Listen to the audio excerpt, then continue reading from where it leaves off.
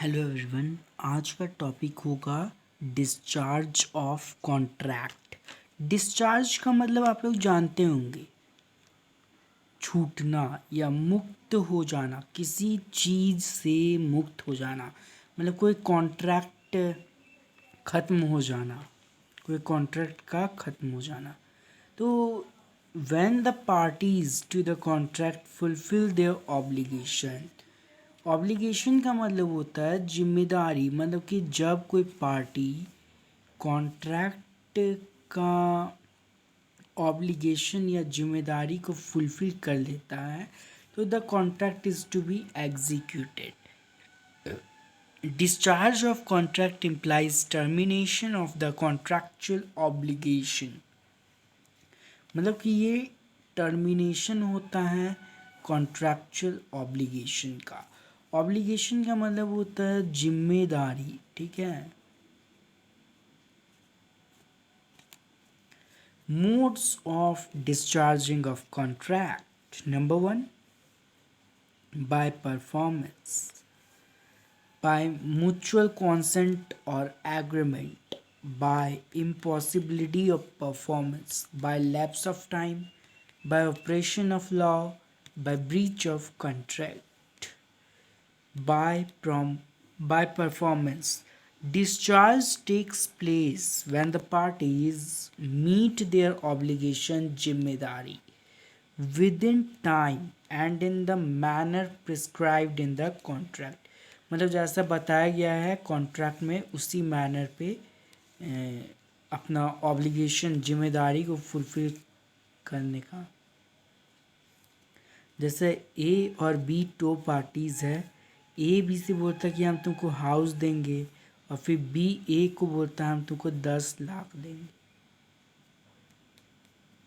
Contract is deemed to be complete because both parties fulfil their promise, मतलब कि यहाँ पर कॉन्ट्रैक्ट को कंप्लीट कहा जाएगा, कंप्लीट कॉन्ट्रैक्ट हो जाएगा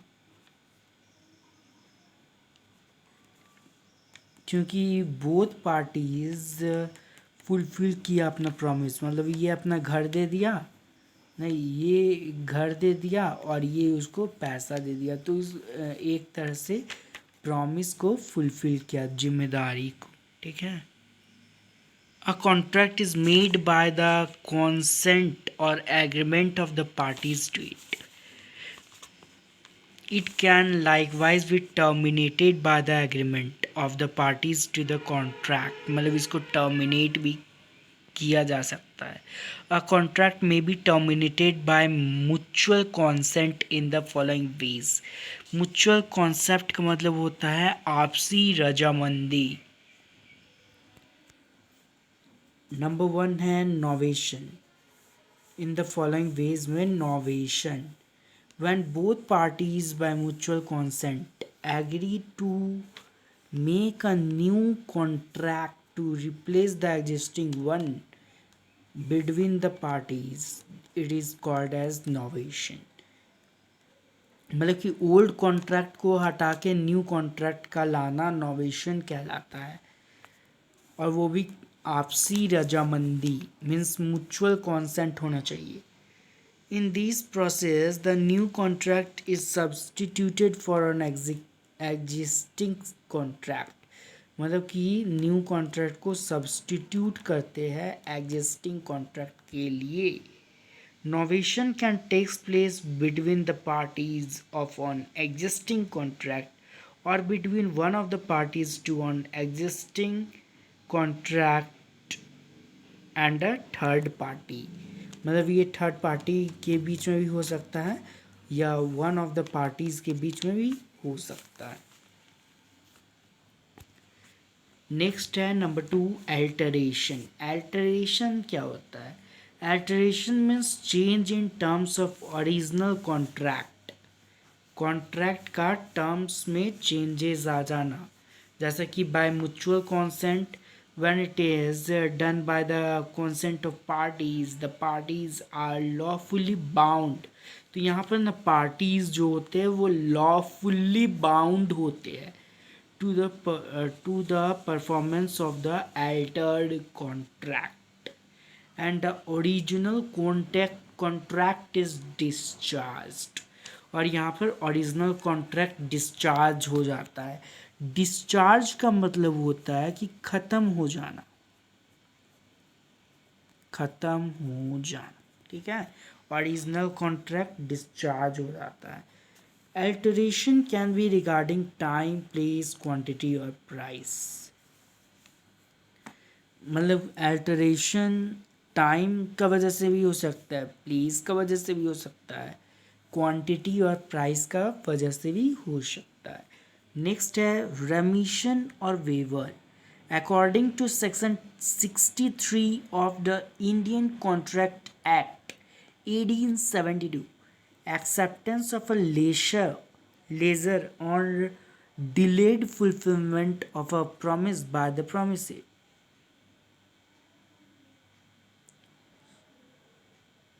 जैसे कि ए और बी है, ए मतलब बी नहीं, बी ए से पैसा, मतलब फर्स्टली ए बी से पैसा मांगता है, तो बी के पास एक्यूट शॉर्टेज ऑफ मनी है, उसको पैसा का ज़रूरत है। तो ए बोलता है कि हम तुमको 20,000 रुपये दे देंगे, गिव्स 20,000। तो यहाँ पर उसका सारा डेप्ट जो 25,000 का था बी का, वो ख़त्म हो जाता है। अब मतलब 20,000 रुपया 25,000 के बदले ए बी को दे देता है। हो यहाँ पर होल डेप्ट डिस्चार्ज हो जाता है। डिस्चार्ज मतलब ख़त्म हो जाना। Discharge by impossibility of performance. Section 56 make it clear that, मतलब कि सेक्शन 56 इसको क्लियर करता है an agreement contains impossible act, it is void ab initio। Any such agreement is deemed to be void। For example, if A makes an agreement with B to find a lost treasure by magic, it will be a void agreement। void का मतलब होता है ऐसा contract जो कि कभी नहीं हो सकता, जिसको हम लोग void ab initio भी कहते हैं। इनिशियो का मतलब होता है कि फ्रॉम वेरी बिगिनिंग, ठीक है, जो कॉन्ट्रैक्ट नहीं हो सकता। नेक्स्ट है destruction of subject matter. When the subject matter of a contract is destroyed after the contract is made and neither of the parties to the contract can be blamed for its destruction। Next है change of law। law में change आ जाना।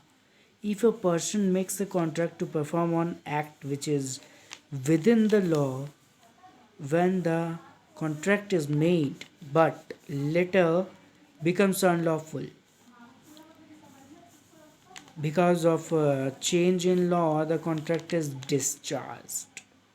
मतलब कि कोई भी contract है जो पहले लॉफुल था, अब वो अनलॉफुल हो गया, तो फिर जो कॉन्ट्रैक्ट है वो आपका डिस्चार्ज हो जाएगा, क्योंकि यहाँ पर चेंजेस आ गया ना, लॉ में चेंज आ गया।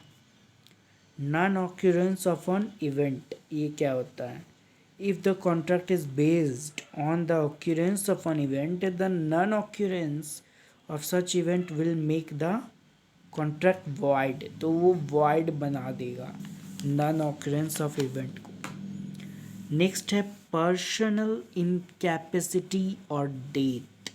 When the execution of a contract is dependent on the personal skill, मतलब ये ना पर्सनल स्किल पर डिपेंडेंट रहता है और क्वालिफिकेशन पर डिपेंड करता है ऑफ अ पार्टी।